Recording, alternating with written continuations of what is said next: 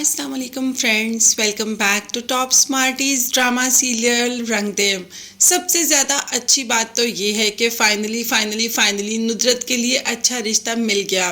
बल्कि रिश्ता क्या मिला, रिश्ते ने तो खुद ही सामने से आकर कह दिया कि मैं नुदरत से शादी करूँगा।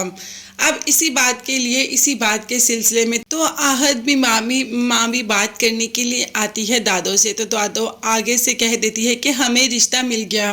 वो भी किसी रिश्ते का ही कहने के लिए आते हैं, जिस पर दादो कह देती है कि हमें रिश्ता मिल गया और रिश्ता भी बहुत अच्छा और नेक इंसान है। बस वो मेरी बेटी के लिए बहुत अच्छा साबित हो। भाई वो जितना भी नेक इंसान है, अभी दादो को पता ही नहीं कि वो कितना नेक इंसान है। फिर भी दादो ने एक कुछ ना कुछ श्योरिटी तो मांगी ही है। ऐसे तो दादो ने उठाकर नहीं दे दिया ना नुदरत को, तौकीर को। दादो तौकीर के बारे में कुछ भी नहीं जानती, तौकीर की कोई भी ख़ानदान, कोई भी फैमिली नहीं है। फिर भी दादो ने कहा कि अगर तुम्हारी फैमिली में कोई भी है तो उसको बुला कर लाओ।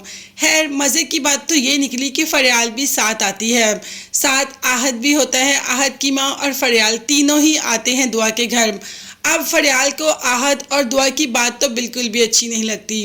पहले तो वो जानबूझकर दुआ को कह देती है कि ये आपकी मेड है, जिस पर कह देती है नुदरत कि नहीं भाई, ये तो मेरी बेटी है। अब ये बात सुनकर फरियाल को और भी गुस्सा आ जाता है और जैसे ही आहद की शर्ट पर गलती से पेंट गिर जाता है तो फरियाल तो बेहद गुस्सा हो जाती है और कहती है कि दुआ तुम्हें अकल नहीं है, तुमने नई शर्ट खराब कर दी। तो नुदरत ने कहा कि ये शर्ट खराब नहीं हुई, आहद तुम ये शर्ट मुझे दे देना, मैं इस पे डिज़ाइन बनाकर बिल्कुल ठीक कर दूंगी। और साथ ही साथ माँ ने भी फरियाल को इशारा करके मना कर दिया। दूसरे दिन फरियाल चली जाती है आहद के ऑफिस और सामने दुआ को देखकर बहुत ज़्यादा गुस्से में आ जाती है। वो तो आहद पर ऐसे अपना हक जता रही है जैसे आहद की फियांसे हो, आहद की होने वाली बीवी हो या आहद की बीवी ही हो। आहद उसको सिर्फ और सिर्फ अपनी बहन के लिए बर्दाश्त करता है, क्योंकि उसके बहन का घर खराब होगा अगर वो फरियाल को कुछ कहे। तो फरियाल ने तो चढ़ाई ही शुरू कर दी और कहा कि ये दुआ तुम्हारे ऑफिस में क्या कर रही है। आहद ने कहा कि ये मेरे ऑफिस में ही जॉब करती है। तो फरियाल दुआ के सामने ही कह देती है कि मुझे ये लड़की बिल्कुल भी पसंद नहीं, इसको जल्दी से जल्दी ऑफिस से निकालो। अब आहद दुआ की कोई बात नहीं सुनता और उसको हाथ पकड़कर वहाँ से ले जाता है। बात करें अगर नुदरत की शादी की तौकीर के साथ, तो उसकी हमें भी बेहद जल्दी है।